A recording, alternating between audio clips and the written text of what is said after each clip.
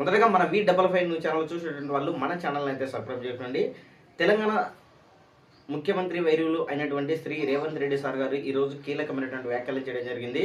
Congress party రాబోయే ఎన్నికలలో 100 స్థానాలకు పైగా గెలవబోతున్నాము. 100 స్థానాలకు ఒక సీటు తగ్గినా కూడా తన బాధ్యత వహిస్తాను అని కూడా సీఎం రేవంత్ రెడ్డి సార్ గారు కీలకమైనటువంటి వ్యాఖ్యలు చేయడం జరిగిందన్నమాట. అంటే ఈ యొక్క వ్యాఖ్యలు ఇప్పుడు తెలంగాణలో ఇప్పుడు హాట్ టాపిక్గా మారింది అనేది మనము స్పష్టంగా కూడా గమనించుకోవచ్చు. ఎందుకంటే కాంగ్రెస్ పార్టీ ఏర్పడినప్పుడు వచ్చేసి కేవలము 3 లేదా 4 నెలల్లోనే ఈ కాంగ్రెస్ పార్టీ కూలిపోతుందని కూడా బీఆర్ఎస్ పార్టీ నేతలు మాట్లాడినటువంటి విధానం మనము స్పష్టంగా అయితే చూసామన్నమాట. అప్పుడు రేవంత్ రెడ్డి సార్ గారు కీలకమైనటువంటి వ్యాఖ్యలు చేయడం జరిగింది. మా ప్రభుత్వాన్ని కూలడం కాదు, డెఫినెట్లీగా ఈ యొక్క ప్రభుత్వం మరలా గెలవబోతామని కూడా అప్పుడు చేసినటువంటి వ్యాఖ్యలు కూడా మనం స్పష్టంగా కూడా గమనించుకోవచ్చు అనమాట. సో దాన్ని బేస్ చేసుకుని ఈరోజు ఆయన ఒక సభలో వచ్చేసి మాట్లాడడం జరిగింది.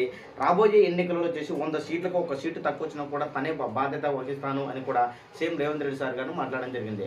ఎందుకంటే రాబోయే ఎన్నికల్లో తెలంగాణలో కూడా అసెంబ్లీ స్థానాలు కూడా పెరుగుతామని కూడా మనము స్పష్టంగా కూడా గమనించుకోవచ్చు. సో దాన్ని బేస్ చేసుకుని కూడా ఈ యొక్క సీట్లు పెరిగే అవకాశం ఉంది అని సీఎం రేవంత్ రెడ్డి సార్ గారు మాట్లాడడం జరిగింది అనేది మనము స్పష్టంగా అబ్జర్వ్ చేసుకోవచ్చు అనమాట.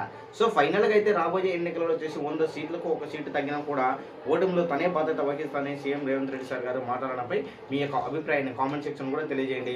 అదేవిధంగా కాంగ్రెస్ పార్టీ ఇప్పుడు చేస్తున్నటువంటి పని విధానం వల్లనే అక్కడ డెఫినెట్లీగా మరలా గెలవబోతున్నాము అని సీఎం రేవంత్ రెడ్డి సార్ గారు చేసినటువంటి వ్యాఖ్యలు స్పష్టంగా ఉన్నాయనేది మనము స్పష్టంగా కూడా గమనించుకోవచ్చు.